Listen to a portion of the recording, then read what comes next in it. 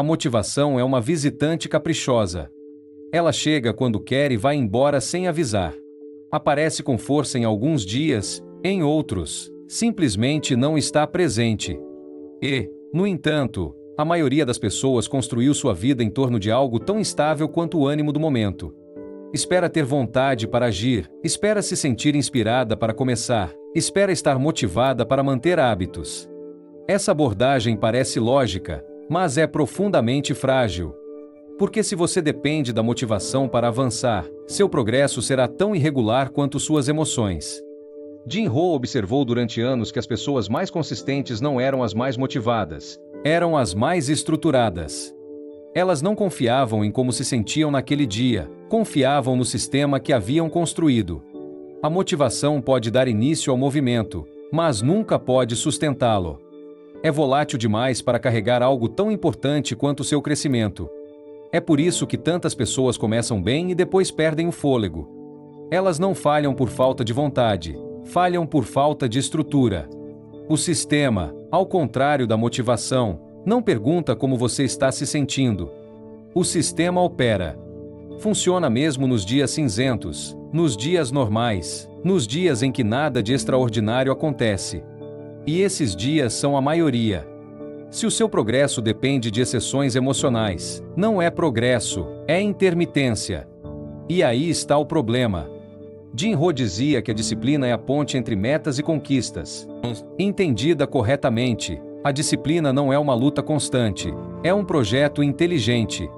É decidir antecipadamente o que você vai fazer para não ter que negociar isso todos os dias. A motivação exige energia diária, o sistema economiza energia. O sistema reduz decisões, elimina atritos e transforma o que é certo em algo óbvio. Quando alguém constrói um sistema, deixa de se perguntar se vai fazer e simplesmente começa a fazer. E essa simplicidade é poderosa.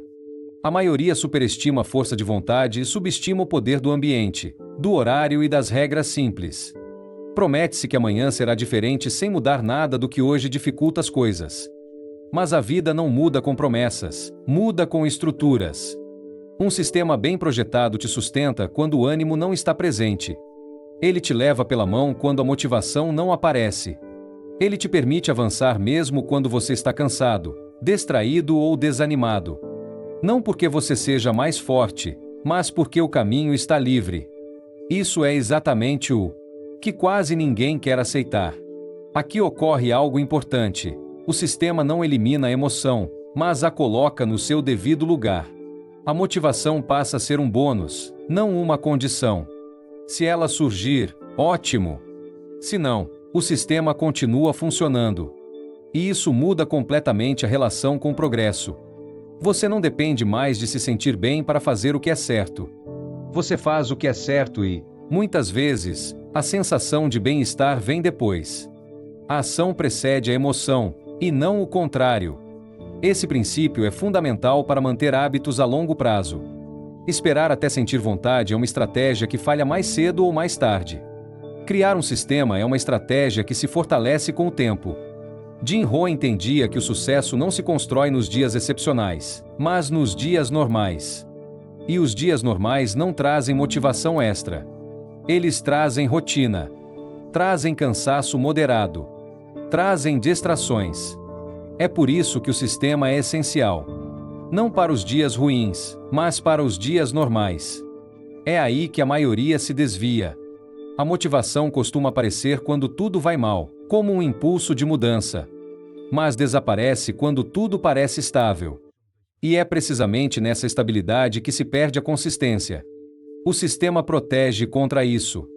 Ele mantém o rumo quando não há urgência nem emoção. Construir um sistema não é tornar-se rígido, é tornar-se confiável. Não significa eliminar a liberdade, significa usá-la melhor. Decidir de antemão o que é inegociável libera espaço mental para pensar, criar e crescer. O sistema não te torna menos humano, te torna mais coerente. E a coerência é a base de qualquer transformação real. Quando você entende que a motivação é instável e o sistema não, você deixa de buscar energia e começa a construir estrutura. Você deixa de esperar o momento perfeito e começa a respeitar o processo imperfeito. E essa mudança, embora silenciosa, É o ponto de inflexão. Porque a partir daí, o progresso deixa de depender de como você se sente e começa a depender do que você decidiu manter. E é exatamente isso que permite que os hábitos sobrevivam quando não há vontade. O verdadeiro segredo para manter hábitos quando não há motivação não está em fazer mais, está em reduzir. Reduzir o tamanho da ação até que seja impossível não fazê-la. É aqui que a maioria se engana, porque confunde progresso com intensidade. Propõe-se grandes mudanças, rotinas ambiciosas e compromissos que só podem ser mantidos em dias excepcionais. E como os dias excepcionais não são a regra, o hábito morre. Jim Rohn entendia que o sucesso não se constrói com atos heróicos ocasionais, mas com pequenas disciplinas praticadas diariamente. O mínimo viável diário não é mediocridade, é estratégia. É a forma mais inteligente de proteger um hábito dos dias ruins. Não dos dias terríveis, mas dos dias normais. Porque os dias normais são aqueles que colocam à prova a consistência. O mínimo viável é aquela ação tão simples que você consegue cumprir mesmo quando está cansado, distraído ou sem vontade. Não impressiona ninguém, mas mantém você em movimento. E manter-se em movimento é muito mais importante do que avançar rápido. Essa é a mudança de mentalidade. Quando alguém define seu hábito em termos muito amplos, acaba tendo que negociar todos os dias. Será que tenho tempo? Será que tenho energia? Será que estou com vontade? Essa negociação é desgastante e acaba quebrando a continuidade. Por outro lado, quando o hábito tem um mínimo claro e alcançável, a negociação desaparece. Você não se pergunta mais se vai fazer, você sabe que pode fazer. E esse posso é poderoso. O mínimo viável diário cumpre uma função essencial: mantém viva a identidade. Não se trata apenas da ação em si, trata-se do que essa ação diz sobre você. A cada dia que você cumpre, mesmo que seja algo pequeno, você reforça a ideia de que é alguém que não desiste. E essa identidade é muito mais valiosa do que qualquer sessão intensa ocasional. Jim Rohn dizia que não se trata de quanto você faz em um dia, mas de quem você se torna ao fazer isso todos os dias. O mínimo viável protege essa transformação. Permite que o hábito sobreviva ao cansaço, às viagens, às semanas complicadas. Não exige condições ideais, adapta-se à realidade. E quando a realidade melhora, o hábito cresce naturalmente. Porque o pequeno e sustentável cria espaço para o grande. Muitas pessoas fazem o contrário, começam em grande e depois reduzem até desistir. O mínimo viável inverte a ordem. Você começa pequeno e amplia quando o hábito já está integrado. Essa abordagem elimina a culpa. Não há sensação de fracasso por não ter feito tudo. Há satisfação por ter feito o suficiente para manter o processo vivo. E essa satisfação, embora discreta, alimenta a continuidade. O mínimo viável também ensina a humildade. Você aceita que nem todos os dias serão brilhantes e que isso não invalida o caminho. Você aceita que avançar um pouco é melhor do que não avançar. E essa aceitação reduz a pressão interna. Jim Rohn falava muito sobre não exigir de um dia o que apenas uma temporada pode dar. O mínimo viável respeita essa ideia. Não tenta forçar resultados, tenta manter a direção. E a direção mantida, com o tempo, produz resultados inevitáveis. Esse princípio é especialmente poderoso porque funciona quando tudo mais falha. Quando não há motivação, quando não há inspiração, quando não há energia extra. O mínimo viável não precisa de nada disso. Precisa apenas de uma decisão clara: não quebrar a cadeia. Manter o hábito vivo hoje, mesmo que seja em sua versão mais reduzida. E essa decisão, repetida, constrói algo muito valioso: continuidade sem drama. Não há picos emocionais, não há quedas estrondosas. Há um avanço silencioso. E esse avanço, mesmo que não seja percebido imediatamente, é o que acaba fazendo a diferença. O mínimo viável diário não é uma concessão, é uma base. É a forma mais honesta de dizer ao processo: ainda estou aqui. E quando você permanece ali por tempo suficiente, o hábito deixa de depender da motivação e começa a fazer parte de quem você é. O progresso real não depende de quanto você se esforça em um dia, depende do ritmo que você consegue manter durante meses e anos. A intensidade impressiona, o ritmo transforma. A intensidade nasce do entusiasmo, o ritmo nasce do discernimento. Por isso, a intensidade costuma se esgotar e o ritmo costuma permanecer. Jim Rohn observava que muitas pessoas confundem esforço com avanço.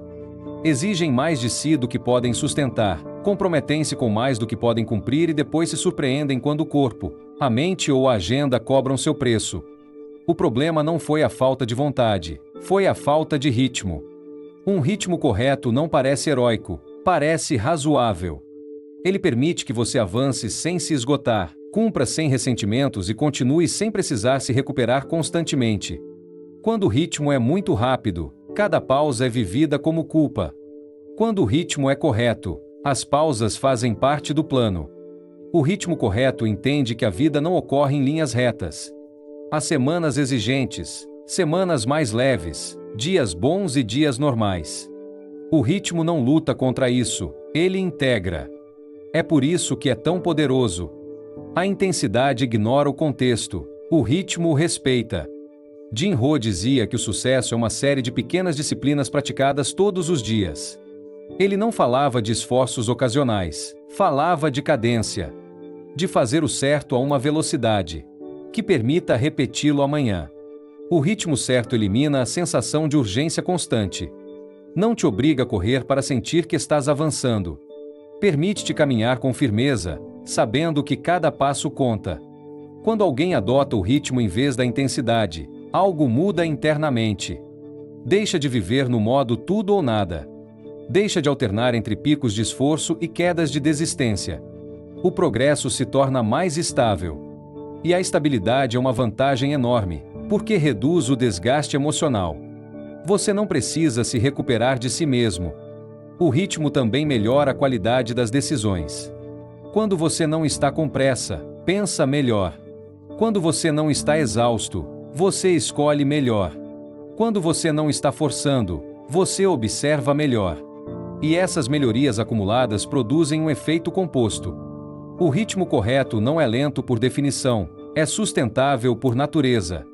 Pode ser exigente, mas não destrutivo. Pode impulsionar, mas não quebrar. É aqui que a maioria se sabota, acreditando que está sendo disciplinada. O erro mais comum é escolher um ritmo inspirado por um dia excepcional e pretender mantê-lo em dias normais. Isso não é disciplina, é desequilíbrio. O ritmo correto é escolhido pensando no pior dia possível, não no melhor dia possível. Jim Rohn entendia isso quando falava em construir uma vida que funcione mesmo quando você não está com vontade. O ritmo é o que permite isso. Não depende do humor, depende do acordo que você fez consigo mesmo. Esse acordo diz: este é o passo que consigo manter sem desculpas e sem drama. E quando se mantém, o progresso aparece. Nem sempre rápido, mas sempre para frente. O ritmo também protege o hábito do orgulho. A intensidade às vezes se alimenta do ego. Demonstrar, destacar-se, acelerar. O ritmo se alimenta da humildade. Continuar. Continuar quando ninguém está olhando, quando ninguém aplaude, quando não há resultados visíveis. E essa humildade é fértil. Ela permite que o hábito crie raízes profundas. Quando as raízes são profundas, o crescimento é estável. E quando o crescimento é estável, não depende do clima. O ritmo correto transforma a constância em algo natural. Não parece mais uma luta diária, parece um modo de vida. E quando você chega lá, o hábito deixa de ser algo que você faz e passa a ser algo que você é. Não porque você se propôs a isso, mas porque repetiu por tempo suficiente com um ritmo que não o traiu. Essa é uma das mudanças mais importantes que uma pessoa pode fazer. Parar de perguntar o quanto pode se esforçar hoje e começar a decidir o que pode sustentar amanhã. Quando essa pergunta orienta as decisões, o progresso deixa de ser frágil. Torna-se confiável. E o que é confiável, com tempo suficiente, sempre vence. O problema não é que você não saiba trabalhar. O problema é que você nunca planejou como iria trabalhar quando o crescimento deixasse de ser empolgante. A maioria começa com ímpeto, com entusiasmo e com grandes expectativas, mas muito poucos pensam em como vão agir quando o progresso for lento, quando o dia for normal e quando o trabalho não oferecer nenhuma recompensa imediata. Aí não é o talento que falha, é o planejamento. Não é a intenção que falha, é a estrutura. Porque a vida não se constrói nos dias excepcionais, constrói-se nos dias que não se destacam. E se a sua forma de trabalhar não for pensada para esses dias, o crescimento para sem que você perceba. O valor deixa de se acumular, não por causa de uma crise, mas por inércia. A questão não é se você sabe o que fazer. A questão é se você criou uma maneira de fazer isso que consiga manter sem se esgotar. Minha forma atual de trabalhar foi projetada para crescer ou apenas para aguentar? Quando uma forma de trabalhar não é bem projetada, o erro mais comum não é se desviar, é acreditar que se desviar obriga a começar do zero. E essa crença é devastadora. Porque ninguém reinicia uma vida muitas vezes sem se cansar. A correção não é um julgamento moral, é uma função natural do crescimento. E quase ninguém trabalha assim. Um navio que atravessa o oceano corrige o rumo constantemente, não porque esteja perdido, mas porque o vento muda. O crescimento funciona da mesma forma. Se cada pequeno desajuste for vivido como um fracasso, a energia se esgota em culpas e recomeços. Se o desajuste for entendido como informação, o progresso continua. Jim Rohn observava que as pessoas que avançam não são aquelas que nunca erram, mas aquelas que corrigem rapidamente sem se punir. Elas corrigem com critério, não com drama. Ajustam o mínimo necessário para voltar à direção, não mudam o destino toda vez que algo não sai perfeito. Aqui surge uma lei simples: o progresso é mais prejudicado pelo exagero do erro do que por cometê-lo. Quando o erro é superdimensionado, a resposta costuma ser extrema: abandono, mudança total, promessas grandiloquentes. Isso não é correção, é reação. A correção madura é sóbria. Identifica o que se desviou, ajusta-o. Passo e continua. Não precisa de discursos nem cerimônias. Continua. Essa abordagem protege algo essencial: a continuidade. Porque a continuidade é o ativo mais valioso do crescimento. Não a intensidade, não a perfeição. A continuidade. Corrigir sem se punir significa manter a identidade operacional intacta. Você não diz falhei. Você diz ajusto. Você não diz comecei mal. Você diz recalibro. Essa diferença parece pequena, mas muda completamente a psicologia do trabalho. A punição gera medo, a correção gera clareza. O medo paralisa, a clareza orienta. Jim Rohn insistia que a vida recompensa aqueles que aprendem rápido. E aprender rápido não é evitar erros, é integrar a informação do erro sem interromper o processo. A maioria se perde porque confunde correção com retrocesso. Pensa que ajustar é admitir fraqueza. Na verdade, ajustar é demonstrar discernimento. O crescimento sustentável exige essa sobriedade. Exige aceitar que nem todos os dias estarão alinhados a 100% e que isso não invalida o caminho. Exige entender que o rumo se mantém pela direção, não pela perfeição. Quando alguém aprende a corrigir sem dramatizar, o trabalho deixa de ser uma montanha-russa emocional. Os altos e baixos se suavizam. As decisões se tornam mais racionais. Deixa-se de buscar soluções mágicas e começa-se a confiar em pequenos ajustes bem feitos. Essa confiança reduz o desgaste e aumenta a eficácia. A correção madura também evita a armadilha do já que. Já que hoje não saiu perfeito, vou desistir de tudo. Essa lógica é a que mais destrói o progresso. A correção madura responde de forma diferente: hoje não foi ideal, amanhã eu ajusto. E esse amanhã chega com menos peso emocional e mais clareza operacional. Corrigir sem se punir não é indulgência, é estratégia. É entender que o crescimento não precisa de drama para avançar. Precisa de direção sustentada. E quando essa direção é cuidada, o progresso continua mesmo em semanas imperfeitas. Essa é uma das mudanças mais libertadoras que uma pessoa pode fazer. Passar de reiniciar para ajustar, de se punir para corrigir, de reagir para dirigir. A partir daí, o trabalho deixa de parecer frágil. Pode falhar um dia, mas não se rompe. Pode se desviar um pouco, mas não se perde. E essa estabilidade é a base para crescer sem se esgotar. O crescimento não se rompe por falta de esforço, rompe-se por excesso de decisões. Cada decisão adicional consome energia, atenção e clareza. E à medida que o dia avança, essa energia se esgota. A maioria acredita que manter hábitos exige mais força interna, quando na verdade exige menos pontos de atrito. Jim Rohn entendia que a vida melhora quando se simplifica o que é importante, não quando se complica com boas intenções. O problema de muitos profissionais não é que não trabalhem, é que decidem demais. Decidem a que horas começar, se hoje vale a pena, se hoje é o momento, se hoje fazem um pouco mais ou um pouco menos. Essa negociação constante cansa mais do que o próprio trabalho. O crescimento sustentável exige eliminar decisões repetidas e transformá-las em regras claras. Isso muda completamente a forma de trabalhar. Regras que não dependem do estado de espírito, nem do contexto, nem da urgência do momento. Quando uma ação fundamental deixa de ser uma decisão e se torna uma norma pessoal, o desgaste diminui drasticamente. Você não se pergunta mais se vai fazer isso, você sabe que é o que se faz. E essa certeza libera energia para criar valor. Jim Rohn falava da importância de decidir antes de precisar decidir. Planeje a jornada, o ambiente e os compromissos quando a mente estiver clara, não quando estiver cansada.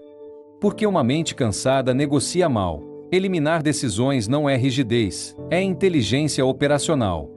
Significa proteger o essencial para que não fique à mercê do estado emocional. Por exemplo, decidir de antemão qual é o trabalho inegociável do dia, qual é o horário básico, qual é o mínimo que mantém o processo vivo.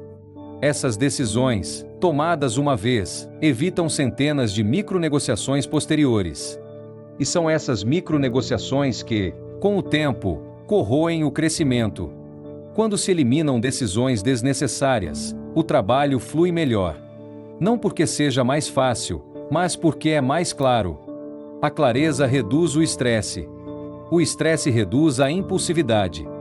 E a impulsividade é inimiga do crescimento sustentável. Jim Rohn insistia que a simplicidade é uma forma de sabedoria.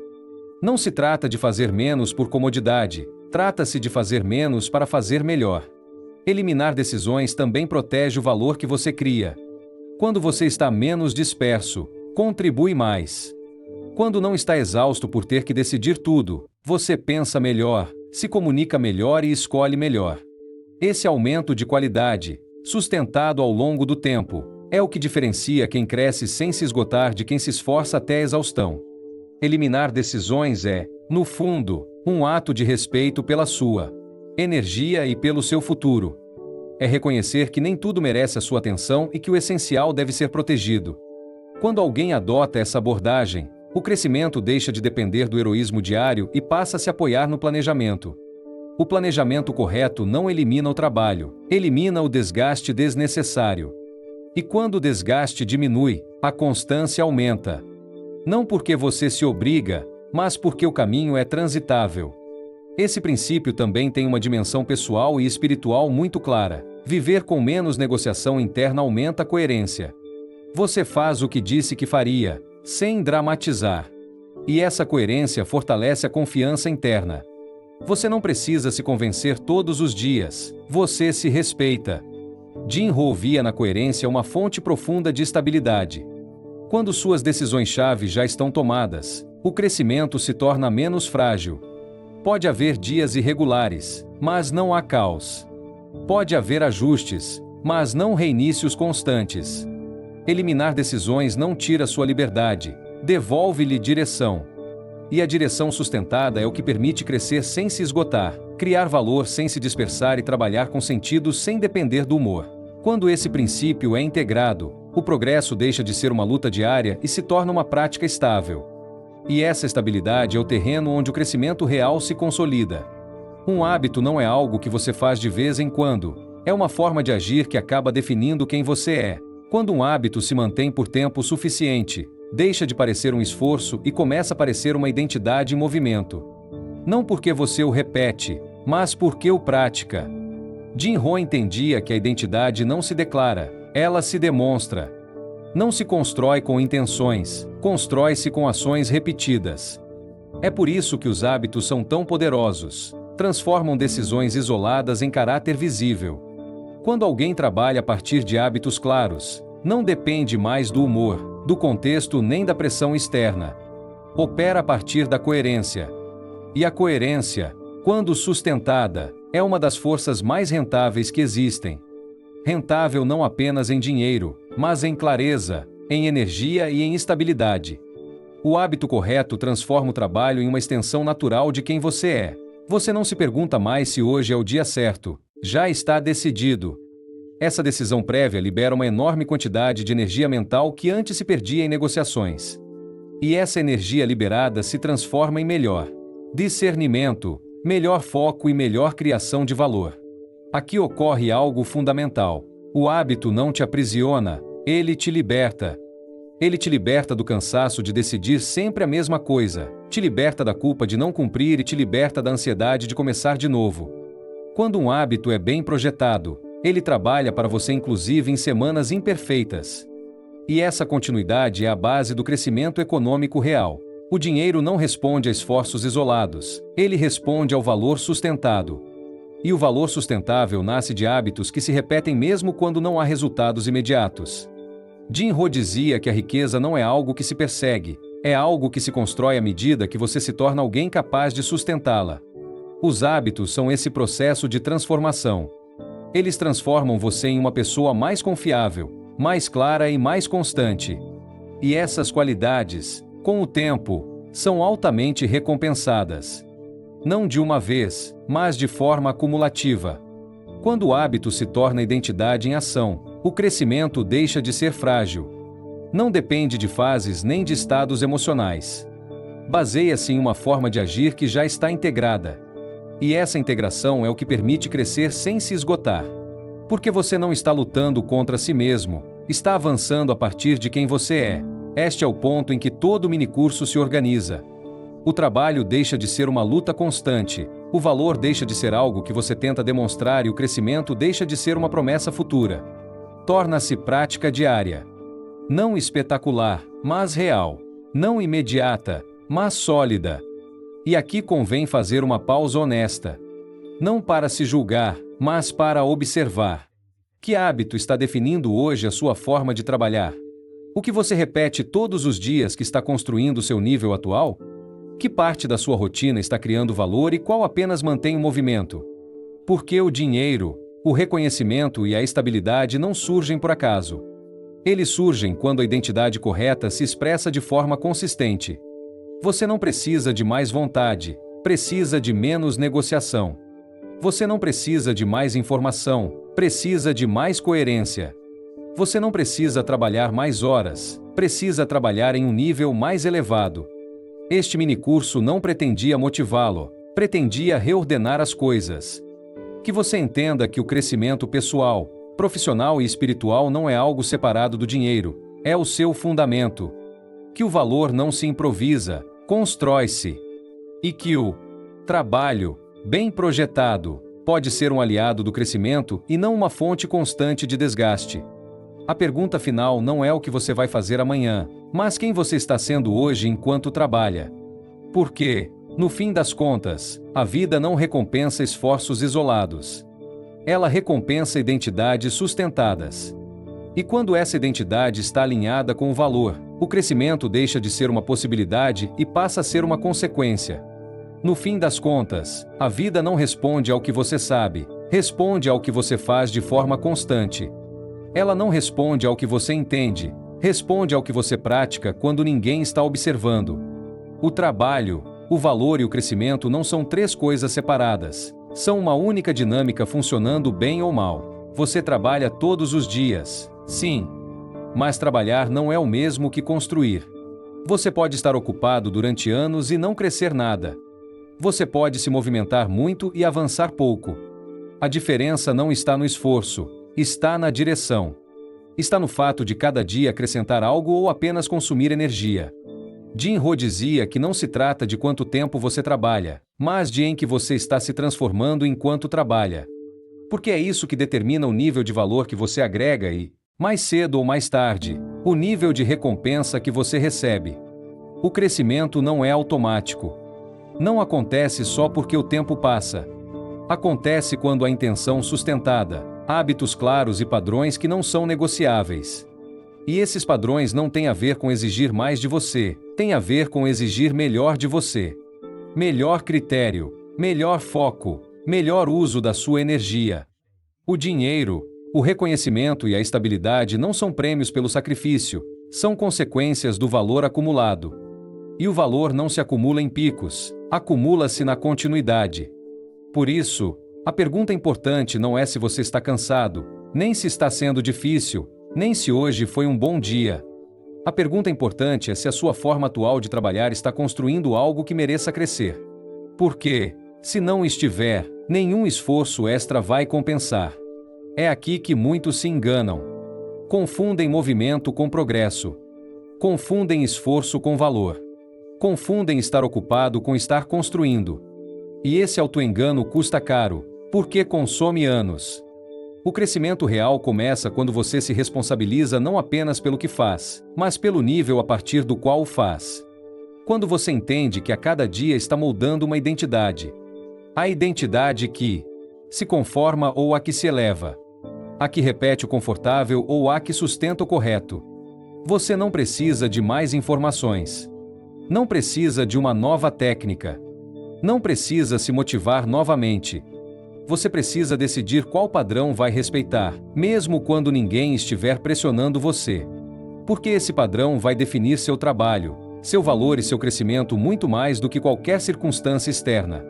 E aqui deixo as perguntas que importam, não para respondê-las agora, mas para que elas o acompanhem enquanto você continua trabalhando. Que parte do seu dia realmente constrói valor e qual apenas o mantém ocupado? Que hábito você está repetindo que explica exatamente o nível em que você se encontra hoje? Que padrão você vem adiando decidir?